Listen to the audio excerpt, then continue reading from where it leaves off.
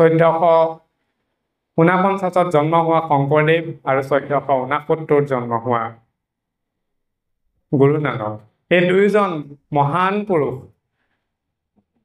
বৰলুইতৰ পাৰত 1505 খ্ৰীষ্টাব্দত যেতিয়া লগ পাইছিল দুইজনা গুৰুৱে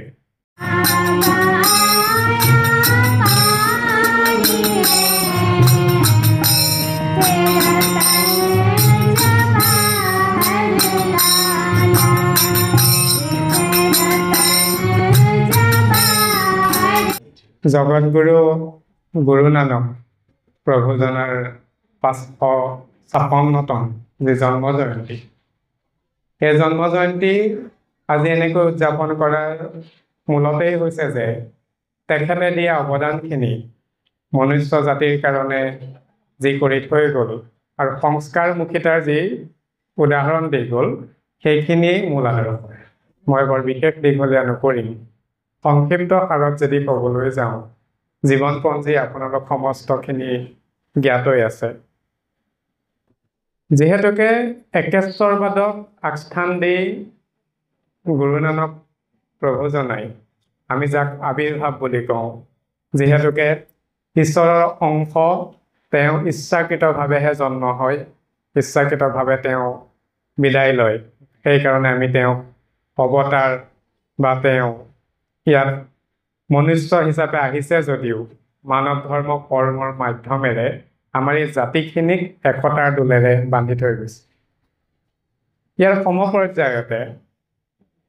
সমপৰ্যায়তে গুৰু নানক দেৱৰ জন্মৰ ঠিক 20 বছৰৰ আগত 1449 খ্ৰীষ্টাব্দত আমাৰ অসমৰে যাকো জগতগুৰু শ্ৰীমন্ত শংকৰদেৱ বুলি অভিহিত কৰা হয় এই গুৰুজনাৰ আবিৰ্ভাৱৰ ঠিক 20 বছৰৰ পাছত 1469 খ্ৰীষ্টাব্দত বৰ্তমানৰ পাকিস্তানত যি গুৰু নানকৰ জন্ম বা আবিৰ্ভাৱ হ'ল এই দুয়োটা যুগসূত্ৰই এটা কথা প্ৰতীয়মান যাব পাৰি যে সেইখিনি সময়ত নিশ্চয় এই পৃথিৱী বা ধৰাধামত অন্যায় অত্যাচাৰ অবিচাৰ আৰু ধৰ্মৰ মাজত থকা গোড়ামী আৰু গ্লানি সেইখিনি দূৰ কৰিবৰ কাৰণেই হয়তো দুটা পৃথক ঠাইত হ'লেও উদ্দেশ্য এক লৈ আমাৰ ধৰাধামলৈ আহিল মহাপুৰুষ শ্ৰীমন্ত শংকৰদেৱ গুৰুজনাও এটা শিকাইছিলে যে এক দেৱ এক খেপ একত বিনে নাই কেপ এজনেই ঈশ্বৰ এজনেই সেৱক এজনেই মনুষ্য আৰু আমি তেওঁৰ ওচৰত শৰণাপন্ন হ'ব লাগে ঠিক একেদৰেও গুৰু নানক প্ৰভুজনে যি একেটা বস্তুৱে একেটা দৰ্শনেই আমাৰ সন্মুখত দাঙি ধৰি থৈ গ'ল এটা আচৰিত কথা আমি পৃথিৱীত বৰ্তমানলৈকে মনুষ্যই সৃষ্টি কৰি লোৱা 9 প্ৰকাৰ ধৰ্ম পাওঁ এই 9 প্ৰকাৰ ধৰ্মৰ ভিতৰত যিমানখিনি ধৰ্মগুৰু আমি পাওঁ বহু ক্ষেত্ৰত ধৰ্মগুৰুসকলে কেৱল মাত্ৰ নিজৰ ধৰ্মটো প্ৰতিষ্ঠা কৰিছে আৰু সময় অহাত তেওঁলোকে ধৰাধামৰ পৰা বিদায় দিছে কিন্তু দুজনে এনে আদৰ্শৱান গুৰু পাওঁ এজন মহাপুৰুষ শ্ৰীমন্ত শংকৰদেৱ আৰু আনজনা গুৰু নানক যি দুজনাই অকল ধৰ্ম প্ৰচাৰেই নহয় সমাজ সংস্কাৰক জাতিৰ মাজত থকা গ্লানি দূৰ কৰা সমাজক একতাৰ দোলেৰে বান্ধি ভাতৃত্ববোধেৰে এনাজৰীৰে সকলোকে একলগ কৰা আৰু অন্যায় অবিচাৰৰ বিৰুদ্ধে উপস্থিত হোৱা আৰু লগতে জনসমাজৰ মাজত যিখিনি ধৰ্মৰ মাজত পূৰ্বতে চলি থকা গ্লানি আছিল অন্যায় অত্যাচাৰ আছিল সেইখিনি মহিমূৰ কৰি কেৱল মাত্ৰ একেশ্বৰবাদক আত্মসমৰ্পণ কৰা এই মহান আদৰ্শই দুইজন গুৰুৱে কিন্তু দেখুৱাই থৈ গ'ল দুইজন গুৰুৰ যদি তুলনা কৰিবলৈ যোৱা যায় তেতিয়াহ'লে আচৰিত ধৰণৰ মিল আছে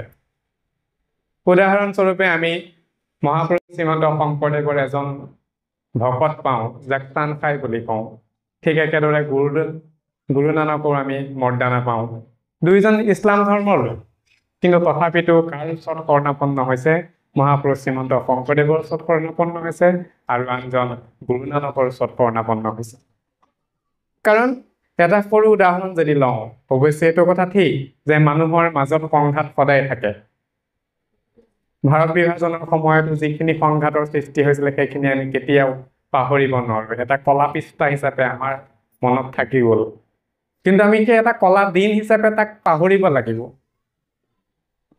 ঈশ্বৰে কিন্তু সৃষ্টি কৰি দিওঁতে আমাক খ্ৰীষ্টান বুলি সৃষ্টি কৰি দিয়া নাই ইছলাম বুলি সৃষ্টি কৰি দিয়া নাই আমাক জৈন বুলি সৃষ্টি কৰি দিয়া নাই, বৌদ্ধ বুলি সৃষ্টি কৰি দিয়া নাই, হিন্দু বুলি সৃষ্টি কৰি দিয়া নাই, আমাক মানুহ হিচাপে সৃষ্টি কৰিছিল।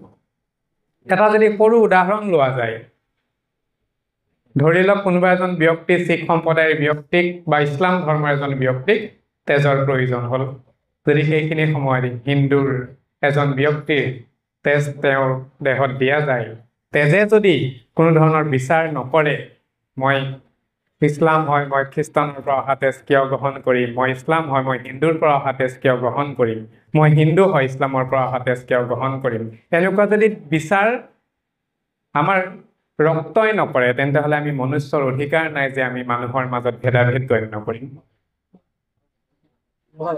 সি যি ধৰ্মই নহওক কিয়, গুৰু নানক প্ৰভুজনে এটা বস্তুৱে আমাক দৰ্শন হিচাপে দেখুৱাই থৈ গৈছিলে, যি শংকৰদেৱৰ দৰ্শনৰ লগত সম্পূৰ্ণ মিল। সেইটো হৈছে মানুহক হিংসা, অন্যায়, অত্যাচাৰৰ পৰা দূৰত আনি নিজৰ স্বাৰ্থক বলিদান দি জনকল্যাণমূলক কৰ্মত যাতে আত্মনিয়োগ কৰে। কিন্তু প্ৰশ্ন হয়, আমি কিমানলৈকে কৰিছো? আমি কিমানলৈকে কৰিছো সেইটো আমাৰ মাজত এটা প্ৰশ্ন হয়। সেই প্ৰশ্নটোৰ যদি উত্তৰ বিচাৰি পোৱা যায়, তেতিয়াহ'লে আত্মমন্থন কৰিব লাগিব। এই গুৰু যি দুজনে আমাক দেখুৱাই থৈ গ'ল যে আমাৰ হৃদয়ৰ মাজত সেই ঈশ্বৰ প্ৰভু আছে আৰু সন্মুখৰ জনৰ ভিতৰতো আছে। একেটা দৰ্শন ভাগৱততো আছে, একেটা দৰ্শন শিখ ধৰ্মৰ ধৰ্মগ্ৰন্থতো আছে।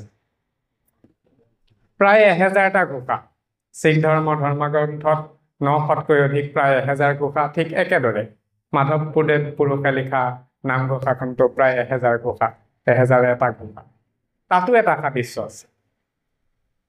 আৰু সাদৃশ্যৰ ভিতৰত যদি চাবলৈ যোৱা যায়, আমি এটা দৰ্শন পাওঁ 1449 জন্ম হোৱা শংকৰদেৱ আৰু 1469 জন্ম হোৱা গুৰু নানক।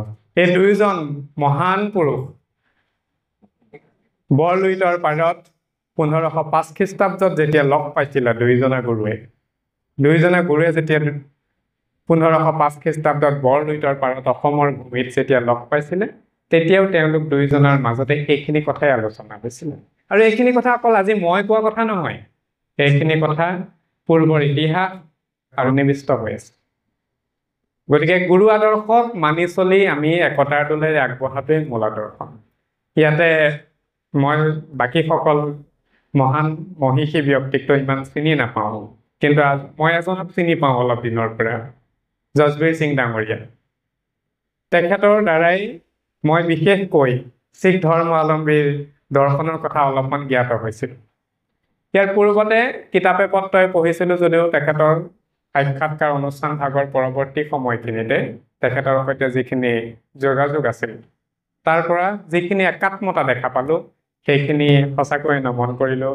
আজি এইকণ সুবিধা পাওঁতেই তেখেতলৈ মই ধন্যবাদ জ্ঞাপন কৰিলোঁ। আজি এই অনুষ্ঠানত উপবিষ্ট হৈ থকা সকলোখিনি সন্ত মহন্ত মই কাৰ আগত কথা ক'বলৈ ওলাইছোঁ, আৰু যাৰ কথা ক'বলৈ ওলাইছোঁ তেখেতসকলৰ কথা কৈ শেষ কৰা বিধৰ নহয়।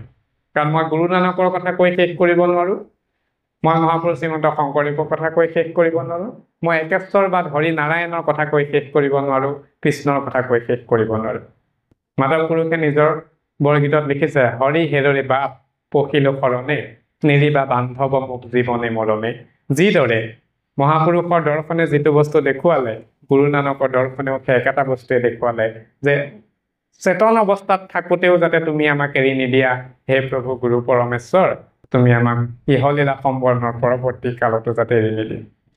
কলিৰ নাশৰ কাৰণে, যিহেতুকে কলি যুগত 4,32,000 কলিৰ বয়স বুলি এটা সীমাবদ্ধ কৰি থোৱা আছে।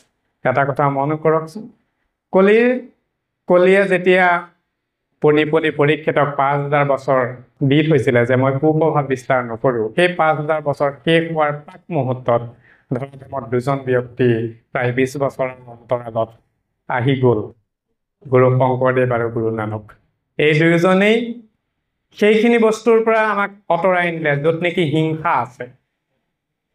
হিন্দু পৰম্পৰাত আমি যিহেতুকে এজোপা হিন্দুৰ যদি বটবৃক্ষ বুলি কওঁ, বৃহৎ তাৰ পৰা ওলাই যোৱা বৃহৎ ডালটোৱে হৈছে শিখ সম্প্ৰদায়ৰ লোকসকল। গতিকে এই বটবৃক্ষৰ গুৰি চোৱা কোন হয়? প্ৰভু নাৰায়ণে বুলি কওঁ বা স্বয়ং কৃষ্ণ ভগৱন্ত বুলিয়ে কওঁ, আমি যি বুলিয়ে নকওঁ কিয়, সেই অদৃশ্য সত্তাক আমি সদায় নমন কৰোঁ। গতিকে এই দুজনাৰ দৰ্শনৰ পৰা এটা বস্তু প্ৰতীয়মান যাব পাৰি, আৰু সেইসকলৰ কথা কৈ শেষ কৰা বিধৰ নহয়। তাৰ উদাহৰণ অজস্ৰখিনি আছে, মই দীঘলীয়া হ'বৰ কাৰণে প্ৰকাশ ক'লে নানো।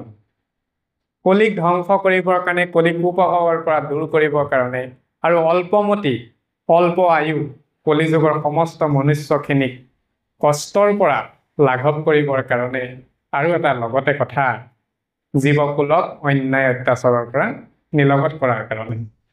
আন যাগ যজ্ঞ পূজা পাতল দেৱী দৰ্শন আদিসমূহত কেতিয়াবা অকণমান বিঘিনি ঘটে। উদাহৰণস্বৰূপে আমি ৰক্তৰ যোগ ব্যৱহাৰ কৰোঁ। যেতিয়া যাগ যজ্ঞ পূজা পাতল কেতিয়াবা অনুষ্ঠানত, তেতিয়া বলি বিধানৰ ব্যৱস্থা আছে। কিন্তু এটা প্ৰশ্ন আমি নিজে নিজকে যদি কৰোঁ, তেতিয়াহ'লে এটা বস্তু ওলাই আহে।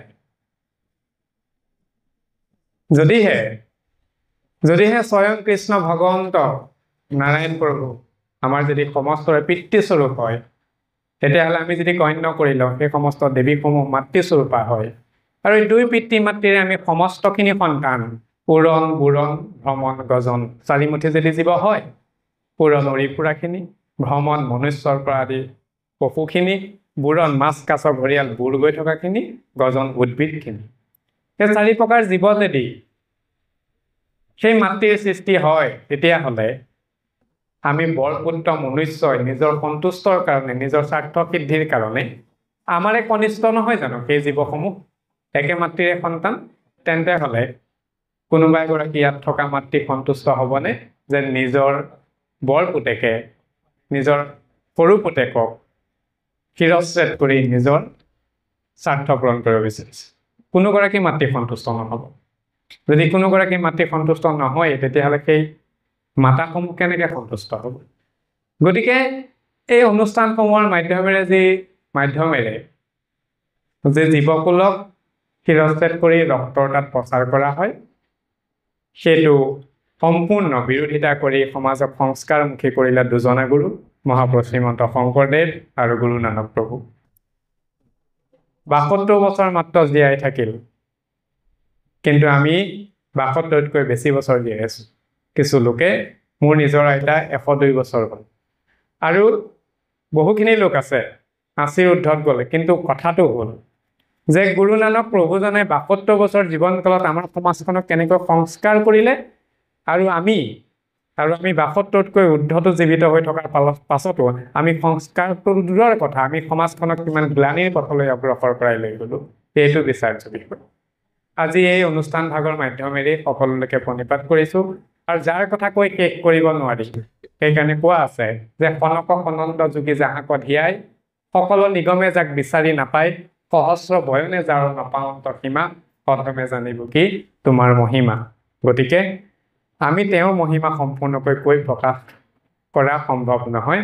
সকলোৰে ওচৰত প্ৰণিপাত জনাই আজি এই অনুষ্ঠান ভাগ ইমান সুন্দৰকৈ উদযাপন কৰাৰ বাবে সঁচাকৈ কৃতজ্ঞতাৰ পাত্ৰ আৰু ধন্যবাদৰ পাত্ৰ। আৰু লগতে আজি অনুষ্ঠান ভাগত আমাক দুআষাৰ ক'বলৈ দি, আমাক আমন্ত্ৰণ কৰি আনি যিখিনি সন্মানেই হওক, যিখিনি মূল্যৱান সময়ে আমাক দিলে, তাৰ কাৰণে আমি নিজে ধন্য হ'লোঁ। কাৰণ সৎসংগ পাবলৈ কাৰণে পূৰ্বৰ পুণ্য সঞ্চিত হ'ব লাগিব। পূৰ্বৰ পুণ্য সঞ্চিত অবিহনে কেতিয়াও সৎকৰ্ম সম্পাদন হ'ব নোৱাৰে।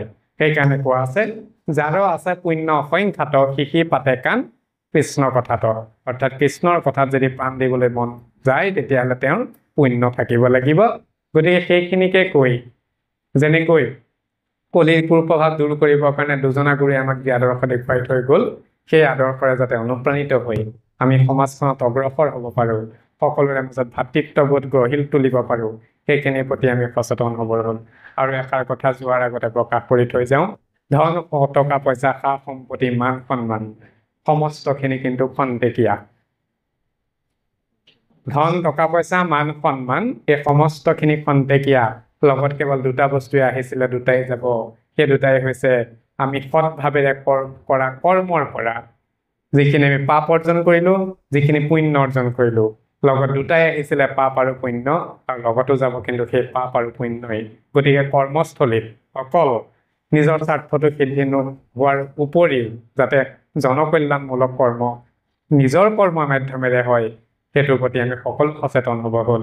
ইয়াকে কৈ আজি এই অনুষ্ঠান ভাগৰ পৰা বিদায় ল'বৰ প্ৰাক মুহূৰ্তত সকলোলৈকে পুনৰবাৰ প্ৰণিপাত জনাইছোঁ আৰু এনে অনুষ্ঠানলৈ আমাক আমন্ত্ৰণ কৰি অনাৰ বাবে কৃতজ্ঞতা স্বীকাৰ কৰিছোঁ। কৃষ্ণ কৃষ্ণ শংকৰ গুৰু হৰিনাম।